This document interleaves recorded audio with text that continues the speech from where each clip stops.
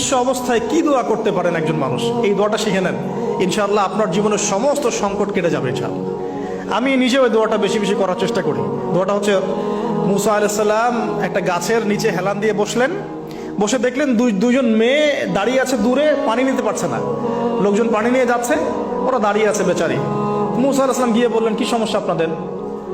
এটা নিয়ে আপনারা আবার মেয়েদের সাথে কথা বলার চেষ্টা করেন, ঠিক আছে? তো মাহারাম গায়রা মাহারাম মেনে চলে। তারা বললেন যে আমাদের বাবা অনেক বৃদ্ধ মানুষ, আমরা পানি নিতে পারি না যতক্ষণ না আমাদের কম পানি নিয়ে চলে যায়। মুসা আলাইহিস সালাম একটু বললাম না, ফিজিক্যালি খুব স্ট্রং ছিলেন, থাকে না বডি বিল্ডার, সামনে গিয়ে কথা বলে সরো পানি নিতে দাও, তখন মানুষ একটু মূল্যায়ন করে না। তো মুসা আলাইহিস সালাম এভাবে পানি নিয়ে দিলেন এবং বাছুরদেরকে পানি পান করালেন, করিয়ে গাছের নিচে এসে বসে আছেন। বসে বসে তিনি দোয়া করছেন, এই যে দোয়াটা তিনি দোয়া করছেন, রব্বি, একটা নেক কাজ করলেন, নেক কাজ করলেন না, মানুষের উপকার করলেন, নেক কাজ করে এসে গাছের নিচে বসে দোয়া করছেন, আল্লাহ এখানে তো আমার খাবার পানি বাসস্থান কিছুই নাই, আমি কি করব?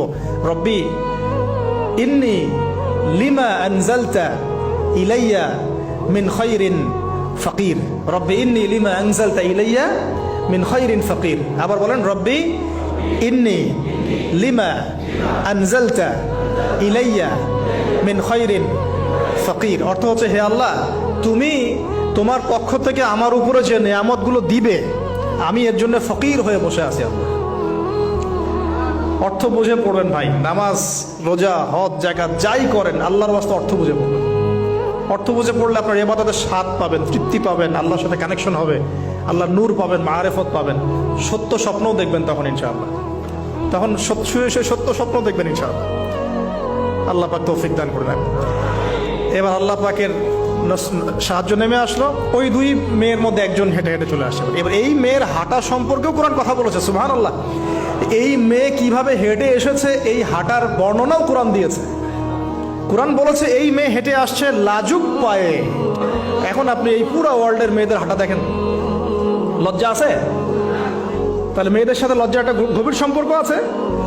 এই মেয়ে প্রশংসা আল্লাহ পাক কোরআনে করলেন, লাজুক পায়ে লাজুক ভঙ্গিতে অবনত নয়নে সে হেঁটে আসলো। এখন আপনি কেলে যান, গো টু খেল, আপনাদের টুইন টাওয়ারে যান, দেখেন সবার হাঁটা চলা দেখেন। হায়া লজ্জার কোনো বালাই আছে এখানে? আমি গত লেকচারে বলেছিলাম যে আদম আলাইহিস সালাম এবং হাওয়া আলাইহিস সালাম, ইবলিস তাদের সাথে প্রথম যে আচরণ করেছে ওই ফল খাওয়ানোর পরে, সেটা কি? তাদের গা থেকে পোশাক খুলে পড়ে গেছে, মানে নগ্ন করে দিয়েছে আমাদের পিতামাতাকে, মহাবিশ্ব নগ্ন করে দিয়েছে কে? ইবলিস। তো এখন এই পৃথিবীতে আমরা যারা নগ্নতার চর্চা করছি, তার কার এজেন্ট আমরা বুঝতে বাকি আছে? আমার কথা কি বুঝতে পারছেন কিনা? এই কানেকশন মেলানোর চেষ্টা করেন, ডটসগুলো মেলানোর চেষ্টা করেন। সামনে যাই প্রিয় ভাই, এই মেয়ে এসে বলছে, আমার বাবা আপনাকে ডাকেন, আমার বাবা আপনাকে ডাকছেন। তিনি গেলেন, বাবা শুআয়ব আলাইহিস সালাম। তখন এক বোন ইনডাইরেক্টলি বাবাকে বোঝাচ্ছে যে বিয়ে শাদী দিলে ভালো হয়। এক বোন বলছে যে আপনি তো তাকে পুরস্কৃত করতে চাচ্ছেন, তাহলে এইরকম কওয়িউন আমিন একজন মানুষকে সবচেয়ে ভালোভাবে পুরস্কৃত করা যায় তার যথাযোগ্য প্রতিদান দেওয়ার মধ্য দিয়ে। তো মেয়ের ইশারা বাবা বুঝেছেন, তিনি নিজের এক মেয়ের সাথে মুসা আলাইহিস সালাম বিয়ে দিলেন, সুবহানাল্লাহ। তবে শর্ত দিলেন, দেনমোহর কি? মোহর তো নাই। মোহর কি এবার? মোহর হচ্ছে 8 বছর তোমাকে আমার ফার্মে কাজ করতে হবে। এটা আগেকার একটা স্টাইল ছিল, সুন্নাহ। এটা এখন নাই যদিও, আগে এরকম ছিল যে দেনমোহর দেওয়ার জন্য এই একটা পদ্ধতি ছিল। যেমন ইয়াকুব আলাইহিস সালামের ক্ষেত্রেও এরকম 7 বছরের কথা আসছে, তিনি 7 বছর তার শ্বশুরের ফার্মে কাজ করেছেন। এটা নতুন ছিল না ওই সময়, এটা কমন ছিল। এখন যেমন আমাদের দেশে কমন 10 লাখ টাকা মোহর হবে, 10,000 টাকা দিব, বাকিটা সব বাকি, তাই না? তো এরকম আর কি কমন কিছু বিষয় থাকে আর কি। আস্তাগফিরুল্লাহ, মাফ করো। বলবে বাসরাতে, বলবে আমাকে মাফ করে দাও। শুরুতেই নিজের গায়রথহীনতার পরিচয় দিল।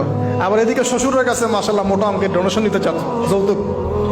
বিয়ে আমাদের ওখানে মাশাআল্লাহ মানে কেনা বেচা, মেয়ে বিক্রি করতেছে আর ছেলে কিনতেছে। এবার 8 বছর পূর্ণ করা হলো, তিনি আরো 2 বছর 10 বছর পূর্ণ করলেন। এই 10 বছরে মুসা আলাইহিস সালাম নববী পরিবেশ পেলেন, অভিভাবক পেলেন, স্ত্রী পেলেন, প্রেমময়ী সন্তান ইত্যাদি সবকিছু। এবার আল্লাহ রাব্বুল আলামিন তাকে মিশরের দিকে যাওয়ার যে সময়টা এখন হয়ে গেছে, 10 বছর হয়ে গেছে, মিশরের দিকে যেতে হবে। যাওয়ার পথে স্ত্রীর প্রসব বেদনা উঠেছে। তখন মুসা আলাইহিস সালাম আগুন খুঁজছেন। আগুন কি খুঁজছেন ভাই? আগুন খুঁজতে খুঁজতে তুর পাহাড়ের ওখানে গিয়ে দেখছেন যে আগুন গাছে জ্বলছে, সবুজ পাতার উপরে আগুন, তিনি অবাক। এই সময় আওয়াজ আসলো, বিসমিল্লাহির রহমানির রহিম, ইন্নী আনা রাব্বুক ফাখলা'না আলাইক ইন্নাকা বিল ওয়াদিল মুকদ্দাস তুয়া। মুসা, ইন্নানি আনা আল্লাহ লা ইলাহা ইল্লা আনা ফা'বুদনি ওয়া আকিমিস সালাতা লিযিকরি। মানে এখানে অনেকগুলো কথা আছে, সূরা তাহার মধ্যে আছে। আওয়াজ চতুর্দিক থেকে ভেসে আসলো। মহান আল্লাহ রব্বুল আলামিন তার শান অনুযায়ী, তার ইজ্জত অনুযায়ী তিনি যেভাবে কথা বলেন সেভাবে মুসা আলাইহিস সালামের সাথে কথা বললেন। আল্লাহু আকবার। বললেন, ইয়া মুসা, হে মুসা, ইন্নানি আনা আল্লাহ, নিশ্চয় আমি আল্লাহ, লা ইলাহা ইল্লা আনা, আমি ছাড়া কোনো ইলাহ নাই, ফা'বুদনি, তুমি আমার ইবাদত করো, ওয়া আকিমিস সালাতা লিযিকরি, আমার ইবাদতের জন্য সালাত কায়েম করো, আমার জিকিরের জন্য সালাত কায়েম করো, আমার স্মরণের জন্য সালাত কায়েম করো। ফাখলা'না আলাইক, তোমার জুতা খুলে ফেলো, ইন্নাকা বিল ওয়াদিল মুকদ্দাস তুয়া, তুমি তুয়া উপত্যকায় আছো, পবিত্র তুয়া উপত্যকায় আছো। আদব শেখানো হলো। এভাবে অনেক কথোপকথন হলো। নবী মুসা আলাইহিস সালাম ভয় পেয়ে গেলেন এবং আল্লাহ পাক আরো কথা বললেন, ওয়ামা তিলকা বিয়ামিনিকা ইয়া মুসা, তোমার ডান হাতে এটা কি? মুসা আলাইহিস সালাম বলছেন, ক্বালা হিয়া আসায়া আতাওয়াক্কাউ আলাইহা ওয়া আহুশু বিহা আলা গনামি ওয়া লিয়া ফিহা মাআরিব উখরা, এটা তো আমার লাঠি, এটা দিয়ে আমি ডালপালা পারি, আমার ওই যে গবাদি পশু চড়াই। আল্লাহ পাক বলছেন যে ছুঁড়ে মারো, আলকিহা ইয়া মুসা, এটা ছুঁড়ে মারো। ফালকাহা, তিনি ছুঁড়ে মারলেন, ফাইদা হিয়া হাইয়াতুন তাসা, এবং এটা ছোটাছুটি শুরু করলো, বড় একটা সাপ হয়ে গেল। সুবহানাল্লাহ। এগুলো কোনো গাল গল্প নয়, এগুলো আল্লাহ রাব্বুল আলামিনের মুআজিজা, মুআজিজাতুল কুবরা, এটা বড় মুআজিজা।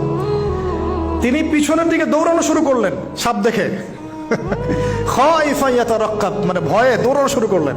আল্লাহ পাক বলছেন, লা ইয়াখাফু লাদাইনাল মুরসালিন, আমার কাছে রসুলগণ ভয় পায় না, তুমি ভয় পেও না, তুমি ওটাকে ধরো পিছন থেকে, সেটা আবার লাঠি হয়ে যাবে। পিছন থেকে হাত দেওয়া হলো, লাঠি হয়ে গেল। সুবহানাল্লাহ।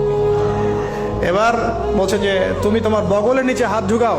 মুসা আলাইহিস সালাম বগলে হাত ঢুকালেন, বের করলেন, হাত থেকে টর্চ লাইটের মতো আলো বের হওয়া শুরু। এটা দ্বিতীয় নিদর্শন। কেন দেয়া হলো নিদর্শন? এবার আল্লাহ পাক তার দায়িত্বটাকে বলছেন, তোমাকে নিদর্শনগুলো কেন দিলাম, তোমাকে মনোনীত কেন করলাম, কেন তোমাকে মনোনীত করলাম মুসা, তোমার কাজটা কি? তোমার কাজ এখন এটা, ইযহাব ইলা ফিরআউনা ইন্নাহু তাগা, তুমি ফিরআউনের কাছে যাও। ফিরআউন সীমা লঙ্ঘন করেছে, মনে আছে ফিরআউনের কথা? সীমা লঙ্ঘন করেছে। তখন মুসা আলাইহিস সালাম তার অপারগতা প্রকাশ করছেন এভাবে। তিনি বলছেন, আল্লাহ, আমার তো জিহ্বায় জড়তা আছে, আর আমি তো ওখানে এক ব্যক্তি, আমার খুনের অভিযোগ আমার কাঁধে, আমি এখন কিভাবে কি করবো আল্লাহ? তখন আল্লাহ রাব্বুল আলামিন বলছেন, এই দোয়াটা করো। কোন দোয়া? মুসা আলাইহিস সালাম বললেন, রব্বি ইশরাহ লি সাদরি, হে আল্লাহ, আমার বক্ষ প্রশস্ত করো, ওয়াসসির লি আমরি, আমার কাজকে সহজ করে দাও, ওয়াহলিল উকদাতাম মিন লিসানি, আমার জিহ্বার সমস্ত জড়তা দূর করে দাও, ইয়াফকাহু কাওলি, যাতে মানুষ আমার কথা বুঝতে পারে। আর আমার সাথে আমার পরিবারের মধ্য থেকে ওয়াজআলনি ওয়াজিরাম মিন আহলি, আমার পরিবারের মধ্যে একজন ওজির আমাকে দাও, সাথী। হারুন আখি, আমার ভাই হারুনকে দান কর। সুবহানাল্লাহ। হারুন আলাইহিস সালামকে নবুয়ত দেয়া হলো, দুজনকে আল্লাহ পাক এখন বলছেন, ইযহাবা ইলা ফিরআউন, তোমরা দুজন এখন ফিরআউনের কাছে যাও। ফাইন্নাহু তাগা ফাকুলা লাহু কাওলান লাইয়িনা, তবে তাকে গিয়ে কর্কশ ভাষায় কথা বলবে না, নরম স্বরে কথা বলবে। দায়ীদের এখানে সুন্নাহ, দায়ীদের জন্য শিক্ষা আছে, দায়ী আলেম যারা মুবাল্লিগ তাদের শিক্ষা আছে। ফিরআউনের সামনে গিয়ে দাওয়াত দিলেও কিভাবে দিতে হবে? ফাকুলা লাহু কাওলান লাইয়িনা, নম্রভাবে কথা বলো। লাআল্লাহু, কেন নম্রতার সাথে? লাআল্লাহু ইয়াতাযাক্কারু আও ইয়াখশা, হয়তোবা নম্রতা প্রদর্শন করলে সে উপদেশ গ্রহণ করতে পারে, অথবা সে আল্লাহকে ভয় করতেও পারে। আল্লাহ পাক তো আগে থেকে জানেন সে ঈমান আনবে না, তারপরেও আমাদের আদব শিখাচ্ছেন আল্লাহ পাক এখানে। তারা দুজন চলে গেলেন, দাওয়াত দিলেন। ফিরআউন মশকরা করছে,